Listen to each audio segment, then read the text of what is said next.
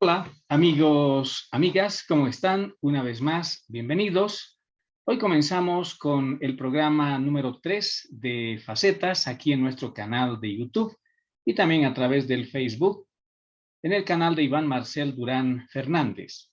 Para presentar Facetas porque estamos donde otros no están y de veras que nos sentimos muy contentos y al mismo tiempo estamos agradecidos porque sabemos que, como habíamos anunciado en el último programa, estaremos 3 veces a la semana compartiendo con ustedes no solo la información local, nacional e internacional, sino también aquellas facetas del quehacer humano. Y reitero porque estamos donde otros no están. Al viejo estilo, al estilo más clásico de hacer radio y televisión, conjuncionamos en esta forma muy pero muy diferente, para que junto a ustedes comentemos la noticia, comentemos la información y, por supuesto, haciendo uso de nuestro derecho constitucional a la libertad de expresión. Sean todos una vez más bienvenidos a Facetas aquí en nuestro canal de YouTube. Pero también, señoras y señores, hoy quiero dar una cordial bienvenida a un auspiciador. Prácticamente es el primer auspiciador que tenemos en esta gestión del 2022. Quiero dar una cordial bienvenida al Centro de Capacitación Técnica POLI, que tiene resolución ministerial número 869, quebrado 2012, y que ya prácticamente ha procedido a la apertura de las inscripciones para cursos disponibles de esta gestión 2022 en estilismo en peluquería, peinados y permanentes, colorimetría, tratamientos faciales, maquillaje social. Y debemos decirles que el Centro de Capacitación Técnica POLI tiene horarios disponibles en las mañanas de 9 a 12, en las tardes de 14 a 17, en las noches de 17:30 a 20:30 y también los sábados. Usted, si se inscribe, podrá también pasar clases, aprender mucho en esto del Centro de Capacitación Técnica POLI de 9 de la mañana a 8 de la noche. Hay 80 plazas disponibles, eso es lo que nos han informado. Pero lo más importante, que las inscripciones prácticamente ya están abiertas. Ustedes no tienen nada más que aproximarse por calle Matos, muy cerca al Paseo Boulevard. Hay 80 plazas disponibles. Reitero, es una invitación que hace el Centro de Capacitación Técnica POLI con resolución ministerial número 869, quebrado 2002, y queremos dar el agradecimiento especial a su representante aquí en Potosí, el arquitecto Juan Carlos Orgaz, en este negocio tan especial y tan clásico que es el Centro de Capacitación POLI. Igualmente, un saludo especial para el propietario, en todo caso, el señor padre del arquitecto Juan Carlos Orgaz, a don Policarpio Orgaz Chirinos, que reside en la ciudad de Santa Cruz.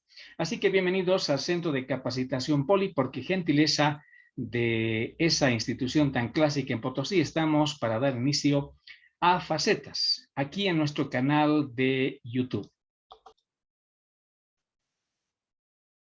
El desarrollo de Facetas en esta edición correspondiente a este 13 de enero del año 2022 tiene inicio con algo que tiene que llamarnos a una profunda reflexión. Porque como ciudadanos tenemos todo el derecho de recabar la información, tenemos todo el derecho de que se nos haga una explicación real, una verdadera explicación. ¿A qué me estoy refiriendo? Ustedes saben que con pompa y sonaja, con platillos y bombos, como se diría comúnmente, hace algunos años atrás, prácticamente al inicio de la gestión política gubernamental del movimiento al socialismo, en la gestión del señor Evo Morales Ayma, se desarrolló, se llevó a cabo la nacionalización de los hidrocarburos. La nacionalización que, como todos seguramente esperaban, mucha gente pensó, y así lo esperó, de que económicamente iba a cambiar al país. Pero han pasado los años y hoy prácticamente en el tema, por ejemplo, de las reservas de gas, tenemos mínimas reservas. Tenemos todavía un contrato con la Argentina y la verdad no se sabe si se podrá cumplir ese contrato. A propósito de ello, señoras y señores, Se ha publicado recientemente en Capitales, que es un suplemento de carácter económico-financiero y que se publica en los periódicos Correo del Sur, además del Deber de la ciudad de Santa Cruz. Se ha publicado algo que nos ha llamado la atención y voy a dar lectura para que luego juntos podamos hacer un comentario a propósito de la nacionalización de hidrocarburos, porque se sobreentiende que si los resultados hubieran sido óptimos, yo les digo que esta información no tendría que haberse producido. Y dice, hay un récord en importación de combustible y lubricantes. Bolivia pasó de comprar estos hidrocarburos por un monto de 115 millones de dólares en el año 2003 a más de 1.600 millones en el año 2021. Bolivia importa cada vez, dice, más combustibles y lubricantes. Pasó de los 115 millones del 2003 a más de 1.600 millones en el año 2021. De acuerdo al Instituto Nacional de Estadística, hasta noviembre del pasado año, las compras de combustibles y lubricantes llegaron a la cifra récord de 1.697 millones de dólares. Este monto representa un crecimiento del 153.7% con relación a las adquisiciones realizadas durante el mismo periodo de 2020, cuando se gastaron 669.1 millones, detalla el reporte del Instituto Nacional de Estadística. Según la entidad estatal, los principales proveedores de la importación de combustibles y lubricantes, eso quiere decir que estamos importando combustibles, son de Argentina, además de la República de Chile. Y Bolivia, dice, pagó a estos dos países 865.1 millones por la adquisición de estos productos. Expertos consultados por el periódico El Deber de la ciudad de Santa Cruz advirtieron que el crecimiento de las importaciones debería preocupar. Claro que nos preocupa, porque en todo caso, señoras y señores, un país progresa económicamente y en todos los campos cuando exporta más y cuando importa menos. Pero aquí estamos dándonos cuenta que es al revés. Pero reitero, los expertos consultados por el periódico El Deber de la ciudad de Santa Cruz han advertido que el crecimiento de las importaciones debe preocupar debido a que el mismo fue exponencial con relación al incremento de las exportaciones, que tuvieron un incremento moderado en sus ventas externas. El año 2019, dice este informe, sin pandemia del COVID-19, la importación de combustibles y lubricantes alcanzó a 1.620 millones de dólares. Hasta entonces, esta era la cifra más alta. Y según el estudio realizado en el 2020 por la Agencia Nacional de Hidrocarburos, en coordinación con la Fundación Jubileo, denominado de la nacionalización, escuchen bien, de la nacionalización a la importación de hidrocarburos. Porque si hubo nacionalización, no deberíamos preocuparnos por importar. Esa nacionalización a través del Estado boliviano, a través del gobierno de ese entonces, debería haber significado fortalecer las estructuras económicas, sobre todo de exploración de yacimientos petrolíferos fiscales bolivianos. Reitero, no debió importarnos para nada, importar si vale el término, pero sí exportar. Pero vemos, y reitero, todo es al revés. Según ese documento, la importación de combustibles responde particularmente a dos factores: un mayor parque automotor y baja en la producción nacional. No sé si podría ser un justificativo de que en Bolivia el parque automotor se ha incrementado. Eso es cierto, nadie lo va a dudar. Pero si yacimientos petrolíferos fiscales bolivianos, gracias a la nacionalización del gobierno del movimiento al socialismo, tendría esa capacidad estructural, económica y sobre todo técnica para hacer de que se produzcan los derivados de petróleo en nuestro país, entonces primero no debería faltar combustible y no deberíamos importar. Y tampoco debería preocuparnos si sube el parque automotor, porque eso es normal. Pero lo que sí, eso ha determinado, según este informe, que otro de los aspectos también es por una mala nacionalización, diría yo, porque no, en realidad no ha habido nacionalización, es la baja en la producción nacional. Claro, lamentablemente, y según los informes que reza la prensa desde hace mucho tiempo atrás, la estructura de empleados de técnicos en yacimientos ha subido bastante. Se ha triplicado en algún momento, se ha dicho, pero la producción está ahí, bajando. Y desde hace varios años continuamos con la lectura de este informe.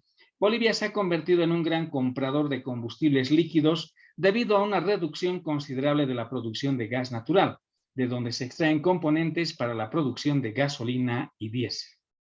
No hay producción de gas natural, tampoco significa que podrá extraerse gasolina y diésel.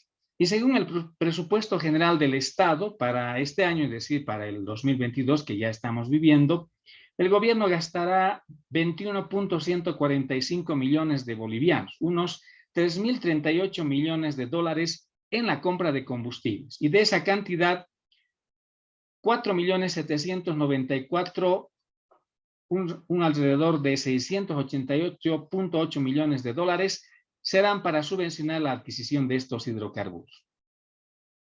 Primero, en Bolivia, desde hace mucho tiempo, se está manteniendo una subvención a los hidrocarburos. Pero ahora también hay que hablar de una subvención para el tema de importar hidrocarburos, sobre todo combustibles líquidos, gasolina y diésel. El gobierno dice trabaja en un programa de sustitución de diésel que busca disminuir la subvención a la importación de este hidrocarburo. Y este programa está relacionado a la elaboración de diésel renovable, biodiesel y diésel sintético. Otras acciones se desarrollan en el ámbito de la exploración de hidrocarburos orientadas a incrementar la producción de petróleo y están contempladas en el Plan Nacional de Exploración. No sabemos cuándo concluirá satisfactoriamente ese Plan Nacional de Exploración, porque lo cierto, lo único que todos podemos evidenciar a través del informe de la prensa de la Fundación Jubileo y también gracias al trabajo del Instituto Nacional de Estadísticas, es que lamentablemente, esa es la palabra, lamentablemente tenemos ahora, pese a que tuvimos una pomposa nacionalización de los hidrocarburos, ahora tenemos que dedicarnos a importar combustibles líquidos, sobre todo diésel, como dice este informe, y eso es bastante grave, porque la gasolina y diésel son combustibles que sirven para movilizar a los vehículos y también a las industrias. Ahora yo dejo en consideración de ustedes su opinión. A nosotros, como parte de Facetas, aquí en nuestro canal de YouTube, nos parece un total contrasentido, pero desgraciadamente es la realidad. No podemos entender si una nacionalización que se supone era para beneficiar las arcas económicas del Tesoro General de la Nación, no entendemos cómo ahora tiene que importarse. Porque una verdadera nacionalización, y reitero, que se supone, vuelvo a reiterar, perdonen que sea así, una verdadera nacionalización que tendría que haber llenado las arcas del Tesoro General de la Nación y que sea sinónimo de exportaciones, hoy es importaciones. Es algo que lamentablemente no conviene para nada a los intereses económicos de Bolivia. Ahora, una pregunta. ¿La nacionalización de los hidrocarburos fue una mentira? ¿Fue un acto demagógico? El tiempo es el único que está comenzando a responder esa pregunta que acabo de formular. Así que lamentablemente, esa es la pura realidad. Así hemos comenzado Facetas en nuestro canal de YouTube junto a Iván Marcel Durán Fernández. Recuerden que Facetas está en el aire a través de YouTube y el canal de Facebook con Iván Marcel Durán Fernández, gracias a la gentileza del Centro de Capacitación Técnica Poli, que tiene resolución ministerial número 869, quebrado 2012, y que ya tiene además la apertura de inscripciones para la gestión 2022. Dese una vueltita si está interesado en aprender lo de estética, colorimetría, en fin, todo lo relacionado a la estética del peinado, etcétera. Dese una vueltita por calle Matos, muy cerca al Paseo Boulevard. Ahí está el Centro de Capacitación Técnica Poli. Queremos enseguida, señoras y señores, seguir ahondando en dos informaciones de carácter económico aquí en Facetas. Cuando hay una crisis económica, lo primero que la gente se pregunta es qué va a ocurrir con el tema de los hidrocarburos, no subirá el precio de los hidrocarburos, no subirá el precio de la gasolina, etc. imagínense, se comienza a vivir una especie de hecatombe, pero felizmente eso no está ocurriendo en nuestro país. Nadie ha hablado de subir el precio de los hidrocarburos, en todo caso el precio del diésel y de la gasolina. Pero hay otro elemento, hay otro factor, señoras y señores, que preocupa también a la mayoría de la población, porque el pan como alimento es un alimento de ricos y de pobres. Y al respecto debo decirles que la empresa de apoyo a la producción de alimentos EMAPA y la Confederación Nacional de Panificadores Artesanos de Bolivia firmaron en esta semana un convenio mediante el cual se garantiza la provisión de harina a ese sector y el pan a precio y peso justo para las familias bolivianas. El viceministro de la micro y pequeña empresa, Luis Siles, ha informado que gracias a que la empresa estatal provee harina a ese sector, los precios del pan se mantienen a escala nacional. Por ejemplo, en el Alto, la unidad de pan cuesta 50 centavos. En Cochabamba también cuesta 50 centavos. En Oruro el pan se vende a 40 centavos, en Potosí a 33 centavos y en Chuquisaca a 40 centavos de boliviano. El gerente general de EMAPA, Franklin Flores, por su parte, informó que en la actualidad se tiene 129,000 toneladas de trigo almacenadas en silos para transformar en harina y que este año se ha previsto alcanzar una producción de 213,000 toneladas de trigo. Por su parte, Cachicatari añadió que EMAPA y los panificadores de Bolivia llegaron a un acuerdo satisfactorio que beneficia a este sector y a las familias bolivianas con harina y pan a precio y peso justo. Ha sido un acuerdo donde institucionalmente el sector panificador y el Estado, a través de su empresa estratégica, se ha podido llegar una vez más a un acuerdo satisfactorio. Así que van a no preocuparse, señoras y señores, por el pan nuestro de cada día. El pan, alimento de pobres y ricos, está primero garantizado que el precio no va a sufrir ninguna modificación, porque se ha garantizado también al mismo tiempo que la provisión de harina para elaborar un pan a precio y peso justo estará a cargo de la empresa de apoyo a la producción de alimentos EMAPA. Porque cuando surge esa ruptura, y eso lo hemos visto no solo en Potosí, sino muchas veces en otras ciudades, cuando hay esa ruptura de esa relación entre los panificadores artesanales y en todo caso la empresa del Estado que produce alimentos, en este caso la harina, hay la especulación. Felizmente eso no va a ocurrir. Una última información de carácter económico para iniciar esta primera parte de Facetas aquí en nuestro canal de YouTube se refiere a que de acuerdo al último reporte del Servicio de Impuestos Nacionales, las empresas constructoras, las de comercio y de minería, incrementaron su aporte tributario durante el año 2021. Y según el fisco, la recaudación del mercado interno alcanzó a 27.324 millones de bolivianos, lo que significa un crecimiento del 12,8% con respecto al año 2020.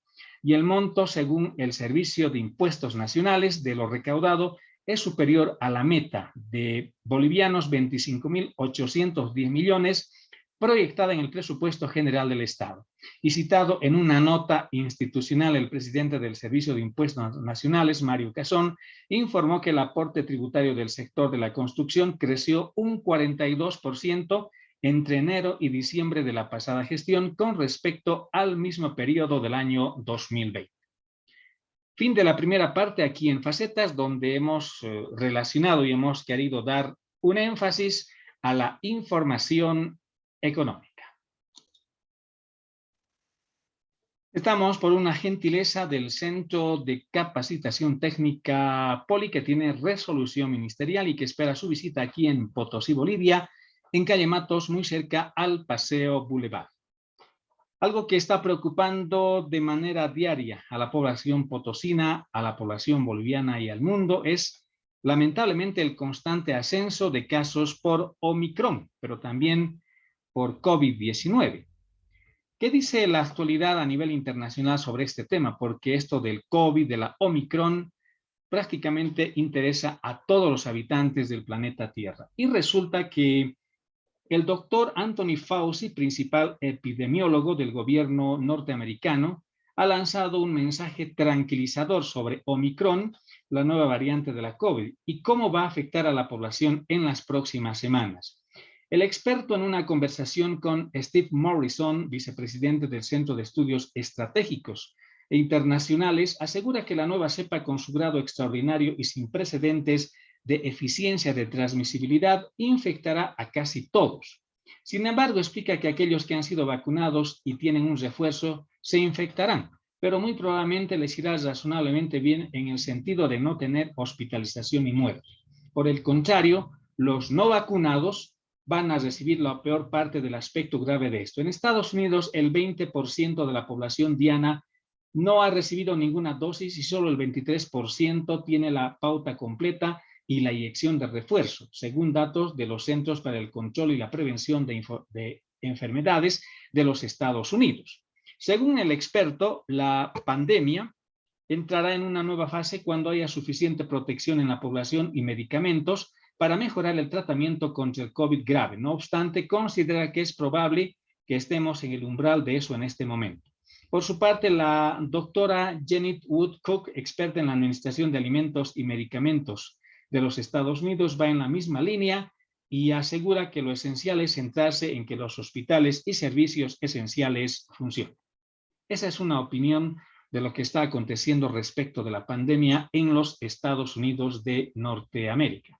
Y ahora veamos qué es lo que está ocurriendo en nuestro país, porque la verdad también necesitamos saber las informaciones de lo que acontece en nuestro país, no solamente con el tema del COVID, sino también con otro tipo de informaciones. Y lo primero que en este momento vamos a analizar es de que en el tema político se está hablando mucho respecto de que si hubo o no hubo golpe de Estado. Parece ya un disco rayado, parece ya algo muy viejo, muy repetitivo, pero lo cierto es de que todavía se habla.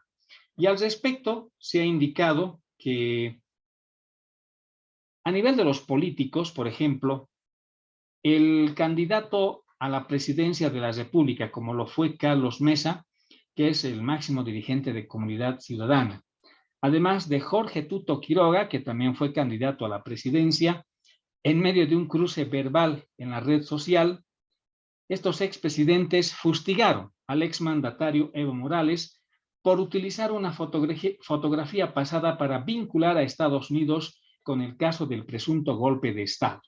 La polémica surgió luego de que Morales publicó una fotografía en la que se ve al encargado de negocios Bruce Williamson en una sesión de la Cámara de Senadores. A juicio del también líder del MAS, la captura fue tomada en la autoproclamación de Áñez en el legislativo. Es una prueba de su afirmación y cita al ex viceministro Marco Julio y dice que es: exigimos a la Embajada de Estados Unidos confirmar o negar que la foto en la que se observa al ex encargado de negocios Bruce Williamson y el ex viceministro de Gestión Comunicacional del gobierno de facto, Marco Aurelio Julio, fue tomada en la autoproclamación de Áñez en el legislativo en Twitter. Sinceramente, señoras y señores, ya a uno le cuesta ya leer o ver este tipo de informaciones cuando este tema casi a nivel mundial se ha caído por su propio peso. Solamente desde el plano partidista, los gobiernos del socialismo del siglo XXI son los únicos que mantienen esa teoría de que en Bolivia, a finales del 2019, hubo golpe de Estado, porque todos ya se dieron cuenta, todos saben muy bien que no hubo tal cosa. Claro, quienes están en el esquema político, por supuesto que reaccionan o ven de otra manera. En fin, usted tiene la palabra, señora, usted, señor, para referirse a esta información. Y ahora volvemos a hablar del COVID, que es lo que nos está preocupando. Y veamos lo que se dice a nivel de la información nacional. 6 regiones están en escalada de casos de COVID-19.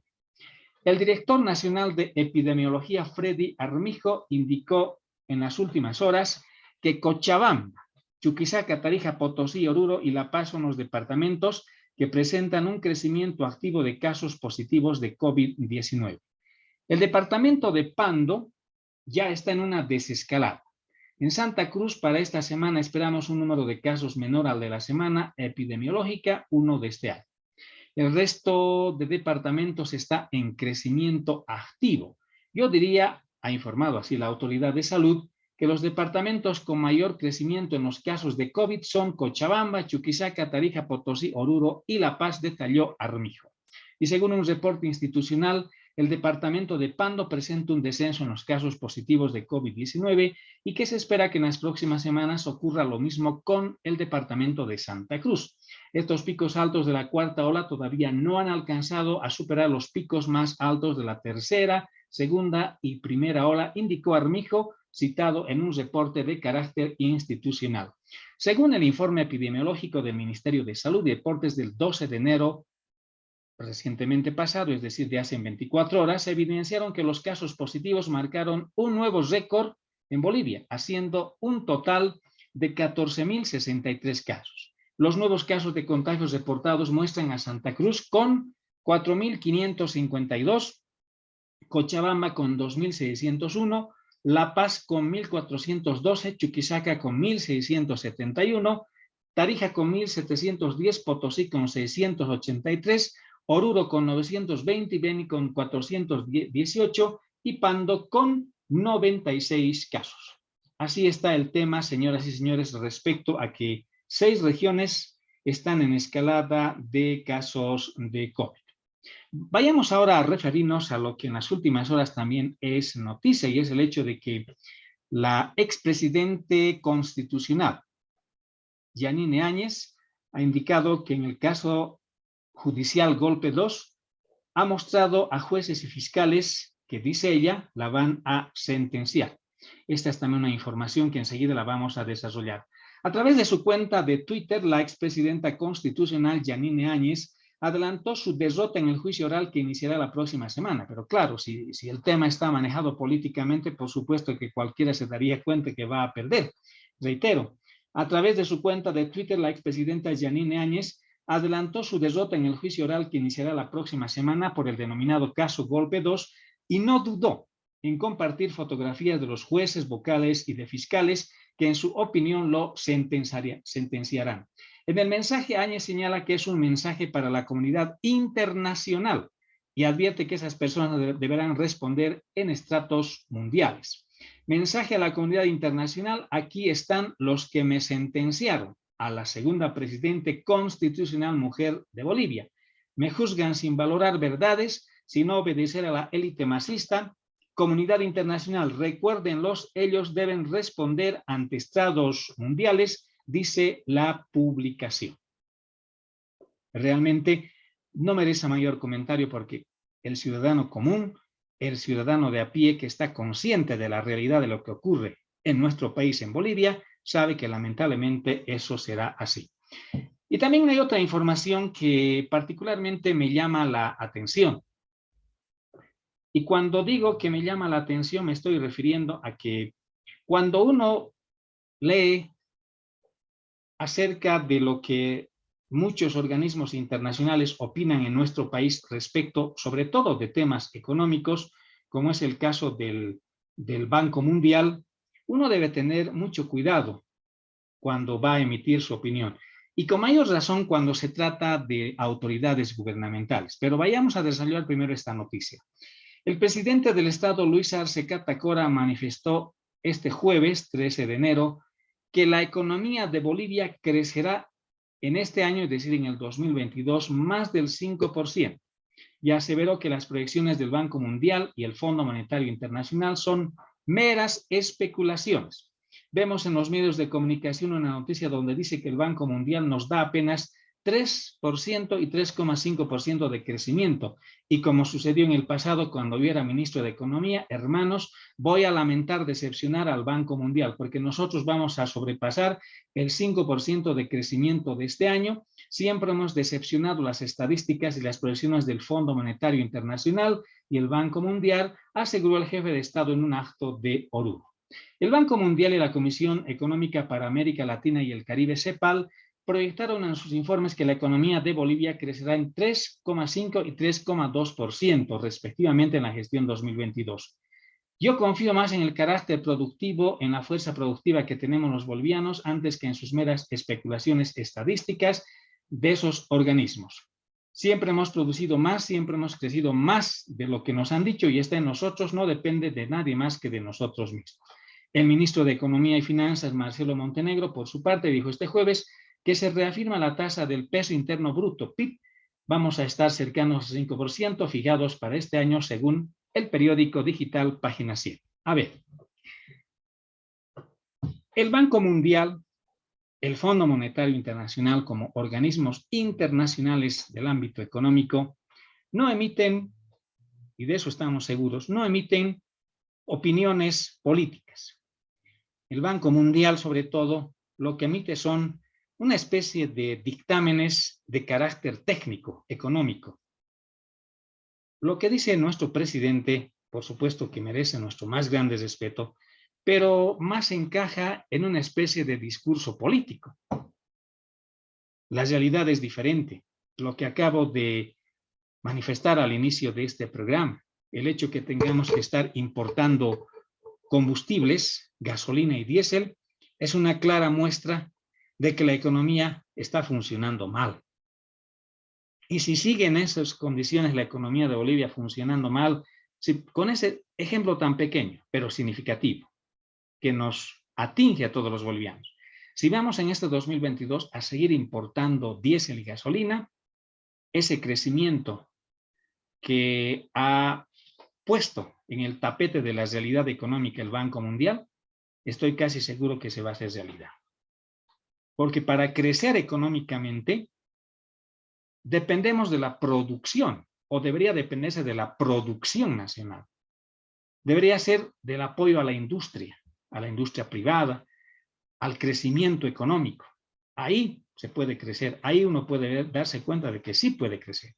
Pero cuando estamos en un modelo económico, entre comillas, de desarrollo, donde hay preponderancia del Estado, donde hay una superinflación del número de empleados públicos, donde se crean más empresas públicas y donde hay un 90% que es todo el Estado y un 10 hasta 5% que está destinado, digamos, para la iniciativa privada, el crecimiento económico nunca va a llegar. Ahí nos vamos dando cuenta de que el déficit fiscal se va incrementando. Y para ser más concretos, en pocas palabras, si se importa más y se exporta menos, nos estamos acercando a una hecatombe de carácter económico. Esa es la pura verdad. Los números no mienten. Los números expresan cifras frías y con la economía no se debe jugar. Los políticos tendrían que estar actuando como tales a favor de la sociedad, basando sus expresiones en la economía. Porque si tratamos o si tratan de someter a la economía a la política, por supuesto que dirán cosas muy bonitas, pero en la realidad, en los hechos, cuando los números son fríos, es un golpe bajo que cada día nos damos los unos a los otros. Ustedes también, señoras y señores, tienen la palabra para poder analizar, ponerse de acuerdo con ese tipo de información. Y ya saben que esta presentación de facetas en nuestro canal de YouTube es una gentileza del Centro de Capacitación Técnica Poli, que tiene resolución ministerial número 869, quebrado 2012. Ya tienen abiertas las inscripciones para esta gestión 2012. Dese una vueltita por calle Matos, muy cerca al Paseo Bolívar. Ahí recibirá mayor información. Hemos llegado al final de esta presentación informativa exclusiva de facetas con Iván Marcel Durán Fernández. Ustedes ahora tienen la palabra para poder analizar. Volveremos dentro de 48 horas para seguir informando al viejo estilo, al estilo más clásico de la radio y televisión. Muchas gracias por su deferencia. Reitero, volveremos dentro de 48 horas por una gentileza del Centro de Capacitación Técnica Poli. Muchas gracias. Permiso.